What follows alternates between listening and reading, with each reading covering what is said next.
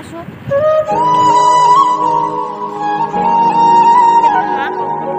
আপোনাৰ মা কি হৈছে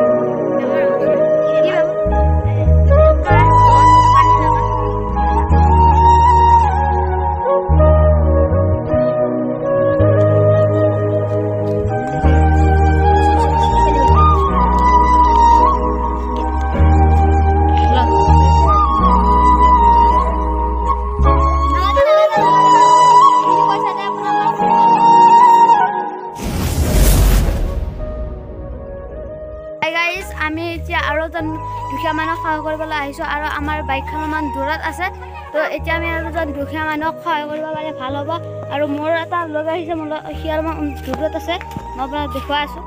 মই আপোনাক মোৰ লগটো দেখুৱাইছোঁ এইটো ইয়াতে আছে জেগাখিনি বঢ়িয়া এতিয়া ইয়াতে এটা দুখীয়া মানুহ পালে ভাল হ'ল হয় গাইজ ইয়াতে বোলে এটা খেতিয়ক আছে আমি তেতিয়ালৈ যাম তাতে যাম মানে ইয়াতে আমাৰ ভিক্ষাৰী নাই তো আমি এতিয়া যা আছোঁ আমি বহুত দেৰি বিচাৰি এটা খেতিয়কে পালোঁ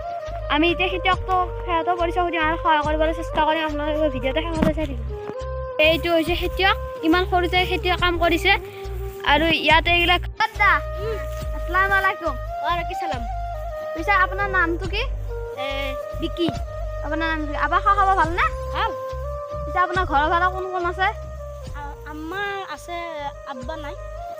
আপুনি ইয়াতে কি কৰিব আপুনি নাযায় আপুনি কি খেতি আপুনি আৰু এতিয়া বাৰু এই খেতি কৰিছে বাৰিষা কি কৰে বাৰিষা মাছ মাৰি পেলাই বেছি আপোনাৰ ইমান সৰুতে কাম কৰে লাজ নালাগে নেকি কিয় লাগিব দেউতা সৰুতে ঢুকাইছে আপোনাৰ মায়ে কি কৰে মায়েও বেলেগ এটা কাম কৰে এটা কাম কৰে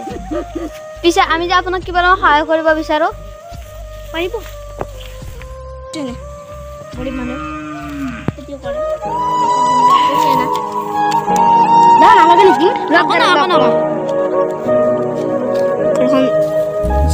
চলিব পাৰিম দাদা আপোনাক মই বহুত ধন্যবাদ কৰি দিছোঁ দাদা নালাগে সেইখিনি পইচাতে আপোনাৰ মাক খুৱাব হ'ব আপুনি মাত দাদু নকৰিব মাত দাদু নাখাব মা কিবা অসুখ আছে নেকি কি বেমাৰ আমি যিখিনি পাৰিলোঁ সেইখিনি আপোনাক সহায় কৰিম যথেষ্ট এইখিনিতে মোৰ কাৰণে যথেষ্ট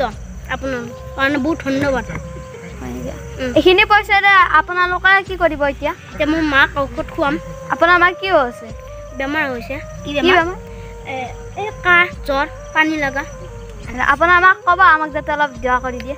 কৰিব যথেষ্ট কৰিব নাম কি মিছ মাজনী বেগম হয় নেকি আপোনাৰ ভাই বইনী আছেনে এটা আছে বইনী আছে 3 বছৰ কি নাম জানমণি জানমণি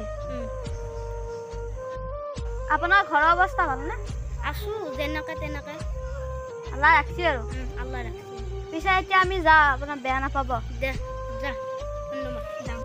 এতিয়া আমি ঘৰলৈ যাবলৈ ওলাইছোঁ আৰু আমাৰ দুখীয়া মানুহটোক সহায় কৰি ভাল লাগিল পাৰিলে আপোনালোকেও কৰিব এনেকুৱা দুখীয়া মানুহক সহায় কৰা ভিডিঅ' আপোনালোকে যে আগলৈ লাগে তেনেহ'লে আমাৰ চেনেলটো ছাবস্ক্ৰাইব কৰি ভিডিঅ'টো এটা লাইক কৰি দিব